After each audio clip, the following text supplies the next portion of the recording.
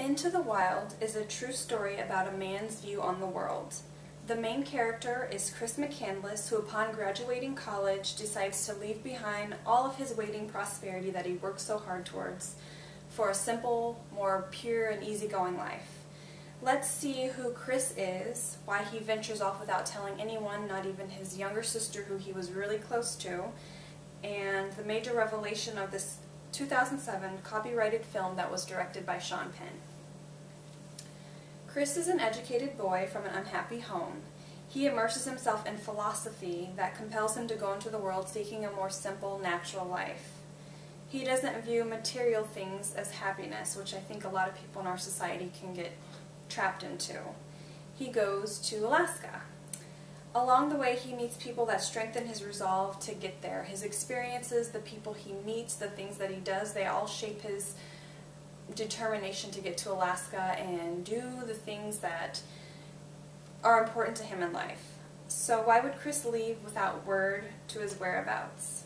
His home life was very volatile, and between his parents' fights and their competitive ways, he saw that he didn't want that kind of life for himself. They pushed Chris and his sister to be the best in all and to seek a straight arrow path to their goals, which I think a lot of people in our current society are very much encouraged to do. Because of this, a major revelation occurs to him. After reaching Alaska, he realizes happiness is best shared no matter what kind of circumstances life may throw at you. I would suggest this film because it has love, action, comedy. It's set in the backdrop of Alaska, which is gorgeous, and it kind of makes you question your own life and your own existence and what you're doing. We grow up and we're taught that we have to do this or do that. You know, you've got to go to college, you got to get good grades, and after you graduate you get the great job, and after that you'll meet the great man or woman and you settle down and your life's going to be happy.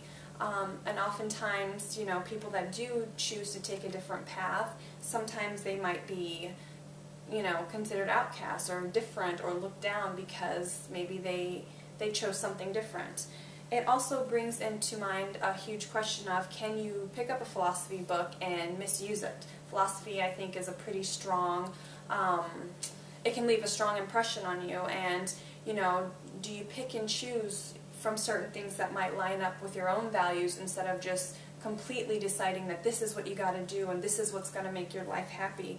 I definitely think you can look too far and too deeply into those things, which if you were to see the movie without me giving too much away, I think towards the end that's what Chris did. He just became too into the philosophy of having this simple life and not doing things the normal way.